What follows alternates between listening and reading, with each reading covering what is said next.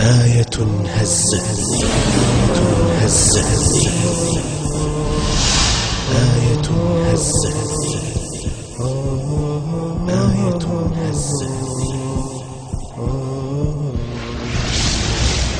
وهو الذي خلق من الماء بشرا فجعله نسبا وصهرا وكان ربك قديرا ويعبدون من دون الله ما لا ينفعهم ولا يضرهم وكان الكافر على ربه ظهيرا.